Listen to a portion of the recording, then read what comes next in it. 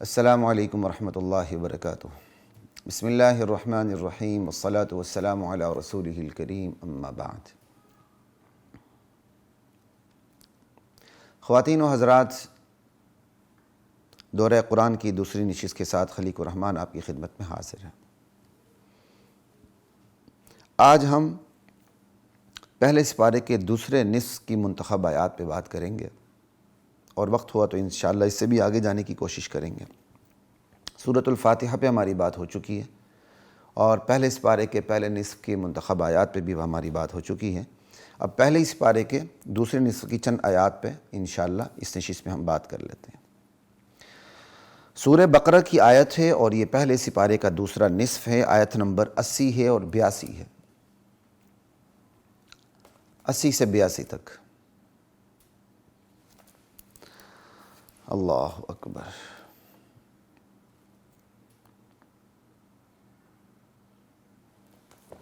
وَقَالُوا لَن تَمَسَّنَا النَّارُ إِلَّا أَيَّامًا مَّعْدُودَةً۔ یہود کے بارے میں کہا جا رہا ہے کہ یہودی دعویٰ کرتے تھے ہم تو بڑے لوگ ہیں، ہم بڑوں کی اولاد ہیں، انبیاء کی اولاد ہیں، اللہ کے بیٹے ہیں، اللہ کے چہیتے ہیں، نحن ابناء اللہ واحباؤہ، ہمیں جہنم کی آگ نہیں چھو سکتی، ہم تو بڑے لوگ ہیں۔ ہاں، اگر جہنم کی آگ چھو بھی لے تو صرف چند دن، الا ایاما معدودہ، چند دن کی مختلف تفاسیر آئی ہیں، اور ایک مشہور تفسیر اس کی یہی ہے جو مفسرین ذکر کرتے ہیں۔ وہ کہتے تھے جتنی ہم نے بچھڑے کی پوجا کی تھی نا 40 دن، بس زیادہ سے زیادہ 40 دن ہمیں آگ چھو سکتی ہے، اس سے زیادہ نہیں۔ ہم تو بڑوں کی اولاد ہیں، ہم تو اللہ کے بیٹے ہیں بھائی، اللہ کے چہیتے ہیں، اللہ کے نائب ہیں۔ اللہ تعالیٰ نے ہمیں اختیارات دنیا میں دیے ہوئے ہیں۔ تو لن تمسنا النار الا ایاما معدودہ، ہمیں آگ ہرگز نہیں چھو سکتی۔ یہ صرف یہ پڑھ کے نہ گزر جائیں کہ یہود یہ کہتے تھے۔ آج بھی ایسے بدبخت طبقے موجود ہیں جو یہی دعویٰ کرتے ہیں کہ ہمیں آگ نہیں چھو سکتی۔ ہم اولاد نبی ہیں، آل علی ہیں، ہمیں آگ کہاں چھو سکتی ہے۔ مثال کے طور پر آپ کو ایک بات کر رہا ہوں، وہ بڑی اور نہ جی یہ تو پہنچی ہوئی سرکار ہیں، انہوں نے تو بخشوانے کی ذمہ داری لی ہوئی ہے۔ منکر نکیر آتے ہیں تو اپنے لوگ ہیں کر کے منکر نکیر کو ہی پرے کر دیتے ہیں۔ انا للہ و انا الیہ راجعون۔ اور آج کل آپ دیکھیں گے یوٹیوب پہ آپ کو ویڈیو بھی مل جائے گی کہ بندہ دفن ہوتا ہے تو اس کا مرشد، اس کا پیر، جو بھی کہہ دیں آپ، اس کا قائد اس کی قبر پہ کھڑا ہے اور اندر بوٹیاں چل رہی ہیں، جیسے ایگزامینیشن ہال میں بوٹیاں چلتی ہیں۔ کہاں بیٹا آپ جواب دے، بیٹا یا جو بھی مضمون بتا رہا ہوں جواب دے، میرا رب اللہ ہے، ربی اللہ ہے، ہمارے نبی محمد صلی اللہ علیہ وسلم ہے، میرا دین دین الاسلام، میرا دین اسلام ہے، اور یہ آپ کو یوٹیوب میں ویڈیوز مل جائیں گی۔ یہی ہے، ہمیں آگ نہیں چھو سکتی۔ اس کے مختلف طریقے ہیں، عنوان بدل جاتے ہیں، کردار ایک ہی ہے۔ وہ کردار یہودیوں کی شکل میں کل بھی زندہ تھا، یہود کی شکل میں آج بھی زندہ ہے۔ خود مسلمانوں کے اندر بعض زندیقین اور مرتدین ہیں، ان کے اندر آج بھی یہ زندہ ہے، اور وہ لوگ جو صحابہ پر پھپتیاں کستے ہیں ان کے اندر بھی ایسی چیزیں زندہ ہیں۔ کردار موجود ہے بہرحال۔ تو یہ صرف کہانی سن کے نہ گزر جائیں، قرآن نے یہود کی نعوذ باللہ کوئی کہانی بیان کر دی ہے، کوئی قصہ بیان کر دیا ہے کہ یہود کہتے تھے ہمیں آگ نہیں چھوئے گی۔ بھائی یہ نظریہ آج بھی موجود ہے کہ ہمیں آگ نہیں چھوئے گی، یہ نظریہ آج بھی موجود ہے۔ قرآن فکر و نظر کی جس طرح درستی کرتا ہے نا، دنیا کی کوئی آسمانی کتاب بھی نہیں کر سکتی جس طرح قرآن کریم کرتا ہے۔ صرف میں نے آپ کو اشارہ کرنا، میں آگے چلتا ہوں۔ میری کوشش ہے کہ ایک سپارے پہ مختصر ترین گفتگو کر کے صرف آپ کو ان آیات کی طرف سفر کروا دوں کہ ان آیات کو آپ خود دیکھ لیا کریں۔ اللہ کہتے ہیں قُلْ أَتَّخَذْتُمْ عِنْدَ اللَّهِ عَهْدًا فَلَنْ يُخْلِفَ اللَّهُ عَهْدَهُ أَمْ تَقُولُونَ عَلَى اللَّهِ مَا لَا تَعْلَمُونَ۔ میرے نبی آپ ان سے کہہ دیں تم نے اللہ سے کوئی قرار اور اقرار لیا ہے کہ اللہ اس قرار و اقرار کی کوئی مخالفت نہیں کر سکے گا، وعدہ خلافی نہیں کر سکے گا؟ تم نے اللہ سے کوئی پکا وعدہ لے لیا، یا تم اللہ پر وہ بہتان باندھتے ہو جس کی سند تمہارے پاس ہے ہی نہیں؟ لا مالا وہ بہتان ہی باندھ رہے جس کی ان کے پاس کوئی سند نہیں۔ اب یہ جو انہوں نے اصول بیان کر دیے کہ ہم تو بڑے لوگ ہیں، ہمیں تو آگ نہیں چھو سکتی، نجات کا اصول انہوں نے اپنا بیان کر دی کہ ہم یہود نبیوں کی اولاد ہمیں آگ نہیں چھو سکتی. تو اسی کے اندر اصول آ گئے نا، ہمیں آگ اس لیے نہیں چھو سکتی تو ہم بڑوں کی اولاد ہے، جیسے قرآن کریم کے دیگر مقامات پر بھی ہے نحن ابناء اللہ واحباؤہ. ان کے مقابلے میں قرآن کریم اپنا اصول بیان کر رہا ہے نجات کا اور عذاب کا. بلا من کسب سیئۃ واحاطت به خطیئتہ فاولئک اصحاب النار هم فیہا خالدون. لا الہ الا اللہ. سن لو، جس نے گناہ کیا اور گناہ نے اس کو پورا گھیر لیا، شرک کیا. اب شرک کے بعد کوئی اچھے سے اچھا کام بھی کرے، دنیا میں اس کا بدلہ مل سکتا، آخرت میں کچھ بھی نہیں. آخرت میں تو وَقَدِمْنَا إِلَىٰ مَا عَمِلُوا مِنْ عَمَلٍ فَجَعَلْنَاهُ هَبَاءً مَنْثُورًا. آخرت میں اڑتی ہوئی اللہ خاک کر دیتے ہیں. ایک بندے نے گناہ کیا اور گناہ نے اسے گھیر لیا، اس کی کوئی نیکی بچنے نہیں دی، شرک کیا، کفر کیا، تو یہ لوگ جہنم میں جائیں گے، بلکہ چاہے نبیوں کے خاندان سے ہو، نبی کی اولاد ہو، نبی کی بیویاں ہوں. اور جو ایمان لائے، چاہے وہ سلمان فارسی ہو، بلال حبشی ہو، صہیب رومی ہو، رضوان اللہ علیہم اجمعین. والذین آمنوا وعملوا الصالحات اولئک اصحاب الجنۃ هم فیہا خالدون. اللہ کے ہاں عذاب اور نجات کا اصول یہ ہے، جو شرک کرے اس کے لیے جہنم ہے، جو ایمان لائے اعمال پہ اترے اس کے لیے جنت ہے، بھلے کوئی بھی ہو. اللہ شجر نسب کو نہیں دیکھتے، اللہ تعالیٰ اصول کو دیکھتے ہیں، اور اصول اللہ نے بیان کر دی. یہ تو آیات 80 اور 82 تھی. اب آگے چلتے ہیں کہ ہم یہی آگے آیات جا رہی ہیں، کیا کہتے ہیں، آیات 83 سے آپ چلیں 85 کی طرف. اس میں اللہ تعالیٰ نے بنی اسرائیل سے جو وعدہ لیا تھا، جو اقرار لیا تھا، اللہ اس کا ذکر کرتے ہیں کہ ہم نے بنی اسرائیل سے یہ وعدہ لیا تھا. وَإِذْ أَخَذْنَا مِيثَاقَ بَنِي إِسْرَائِيلَ لَا تَعْبُدُونَ إِلَّا اللَّهَ. اللہ کے سوا تم نے کسی کی عبادت نہیں کرنی. وَبِالْوَالِدَيْنِ إِحْسَانًا وَذِي الْقُرْبَى وَالْيَتَامَى وَالْمَسَاكِينِ. والدین کے ساتھ، رشتہ داروں کے ساتھ، یتیموں کے ساتھ، مسکینوں اور محتاجوں کے ساتھ تم نے نیک سلوک کرنا ہے اور لوگوں سے اچھی بات کرنی ہے. وَأَقِيمُوا الصَّلَاةَ، نماز قائم کرنی ہے. وَآتُوا الزَّكَاةَ، زکوٰۃ تم نے دینی ہے. ثُمَّ تَوَلَّيْتُمْ إِلَّا قَلِيلًا مِّنكُمْ وَأَنْتُمْ مُعْرِضُونَ. پھر تم میں سے بہت بڑی تعداد نے منہ موڑ لیا سوائے چند لوگوں کے، اور تم تھے ہی منہ موڑ، تم ہو ہی منہ موڑنے والے. اب یہاں دیکھیں، یہ زندگی گزارنے کا اللہ تعالیٰ نے دستور بتایا ہوا ہے. عبادت اللہ کے سوا کسی سے نہیں کرنی. والدین کے ساتھ احسان، ذوی القربا کے ساتھ احسان، یتیموں کے ساتھ، مسکینوں کے ساتھ. اور یہ مہینہ ہے، اس میں احسان سے کام لیں. لا الہ الا اللہ. اور اللہ کہتے ہیں ہم نے وعدہ لیا تھا کہ تم خون نہیں بہاؤ گے، اور اپنوں کو ان کے گھروں سے نہیں نکالو گے، اور تم اپنے ہی لوگوں کو قتل نہیں کرو گے، ان کو گھروں سے، اور کیا کہتے ہیں، تم اپنے ہی لوگوں کو وطن سے بے وطن نہیں کرو گے، خنزیری سے کام نہیں لو گے. لیکن تم نہیں اپنے لوگوں کو قتل کیا، اپنے لوگوں کو تم نے وطن سے بے وطن کیا، اپنے لوگوں پر تم نے چڑھائی کی. اور جب فدیہ دینے کا وقت آیا تو پھر تم نے فدیہ دے کے قیدی بھی چھڑا لیے. سمجھائی؟ حالانکہ نکالنا ہی غلط تھا ان کا. تم کتاب کے کچھ حصے پر ایمان لاتے ہو، کچھ پر نہیں لاتے. یہ اب آپ کو میں بتاتا ہوں ہے بات کیا. یہودی اقلیت میں تھے مدینے میں، اور انصار کے دو بڑے قبیلے تھے، اوس اور خزرج، یہ اکثریت میں تھے. تو یہود زندگی گزارنے کے لیے اقلیت کو بہرحال اکثریت کے ساتھ نبھا کر کے چلنا پڑتا ہے. تو یہودیوں کے ایک فریق نے اوس و خزرج میں سے ایک اوس کے ساتھ کیا کہتے ہیں معاہدہ کر لیا، ان کے حلیف بن گئے. اور یہود کے ایک دوسرے فریق نے خزرج کے ساتھ معاہدہ کر لیا، ان کے فریق بن گئے. اب جب لڑائی ہوتی تھی اوس اور خزرج کی، جو نسلوں سے چلی آ رہی تھی، تو اوس اور خزرج کے جو حلیف تھے وہ بھی اوس و خزرج کا ساتھ دینے کے لیے، اوس کے حلیف جو یہودی تھے وہ اوس کے ساتھ مل جاتے تھے، خزرج والے خزرج کے ساتھ ملتے تھے. نتیجہ کیا نکلتا تھا؟ یہود کا قتل عام کرتے تھے، جبکہ یہودیوں کو کہا گیا تھا تم نے قتل نہیں کرنا، اپنے ہی لوگوں کو نہیں مارنا. اب یہ مکمل طور پر تورات کی کیا کہتے ہیں خلاف ورزی ہو رہی تھی، یہودی کر رہے تھے. اب ہوتا کیا تھا، بعض دفعہ اوس اور خزرج میں جب لڑائی ہوتی تھی تو قیدی بھی آ جاتے تھے.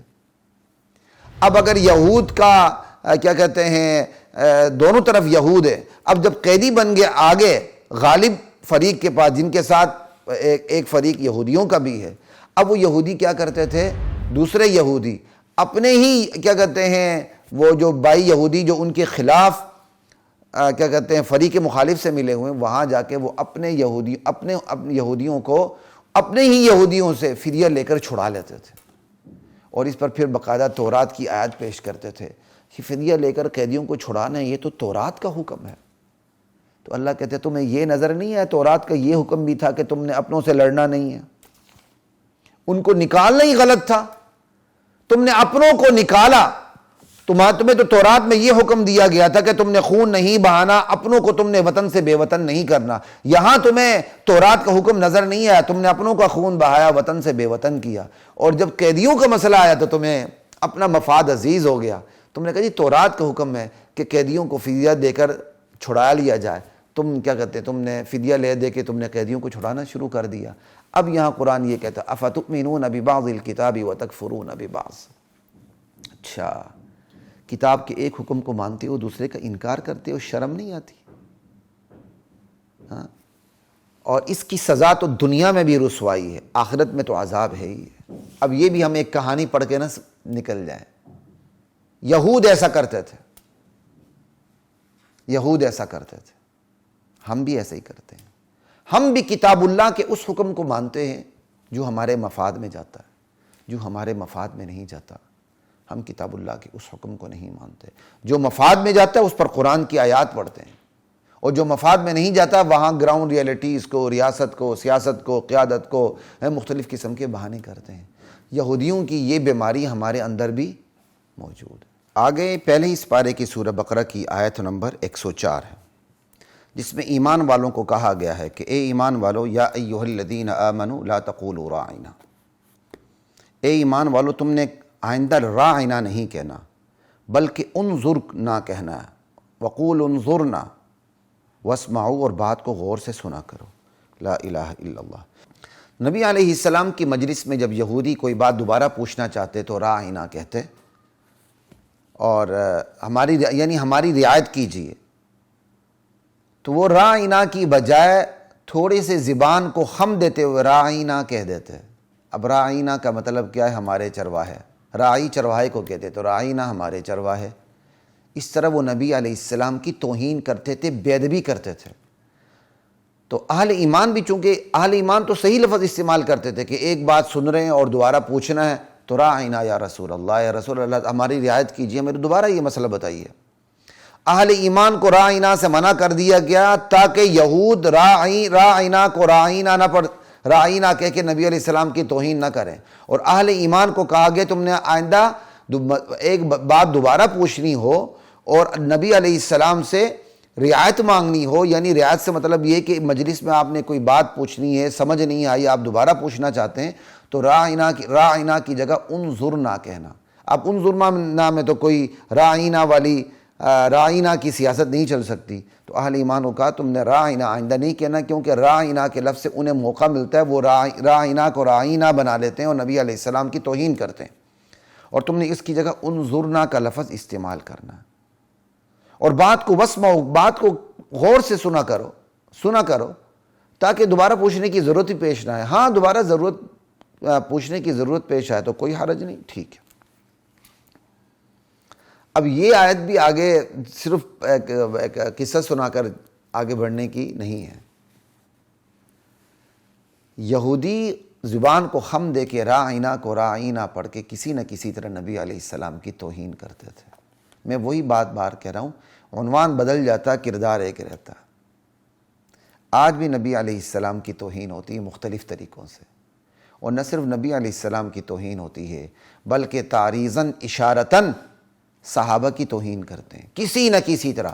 ان زندیق مرتد بے ایمانوں کو دیکھیں جو اپنے اماموں کو نبیوں سے افضل قرار دیتے ہیں، وہ ٹی وی ٹاک شو پہ بیٹھتے ہیں یا کہیں وہ اپنی مجلس گرم کر رہے ہوتے ہیں، تو چونکہ یہاں اہل ایمان کی اکثریت ہے، مسلمانوں کی اکثریت ہے، تو وہ بات کو کئی دفعہ کھل کے نہیں کر سکتے۔ اب تو وہ بہت کھلا کے سامنے آ چکے ہیں، لیکن پھر بھی بہت سی باتیں وہ کھل کے نہیں کر سکتے، وہ اشارتاً بات کو انڈائریکٹلی ہٹ کرتے ہوئے چلتے ہیں اور دل میں خوش ہوتے ہیں۔ اور یہ طبقہ اتنا بے ایمان، خبیث اور اتنا زندیق مرتد ہے کہ ان کا بڑے سے بڑا عالم بھی اشارتاً صحابہ پر تنقید کرے، نبی علیہ السلام کے مرتبے کو گھٹانے کی کوشش کرے اور امتی کے مرتبے کو نبی سے بڑھانے کی کوشش کرے، تو جو سننے والا ان کا کھوتا ہوتا ہے وہ بھی بات کو آرام سے سمجھ کے دل میں وہ کہے لگاتا ہے، کیا ہم نے اہل ایمان پر پھپتی کسی۔ یہ ہم دن رات مشاہدہ کرتے ہیں، آپ دیکھ لیجیے گا۔ یہ منافقین کی نشانی ہوتی ہے، اس قسم کا انداز اختیار کرنا۔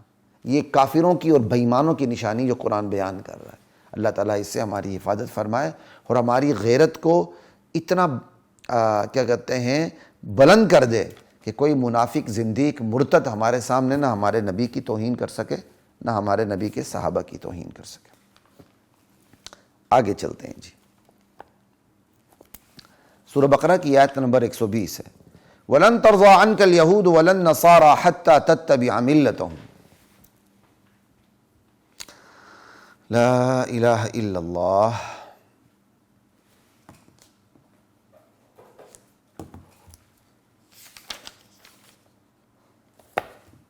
یہاں ایک قانون قاعدہ بیان کر دیا قرآن نے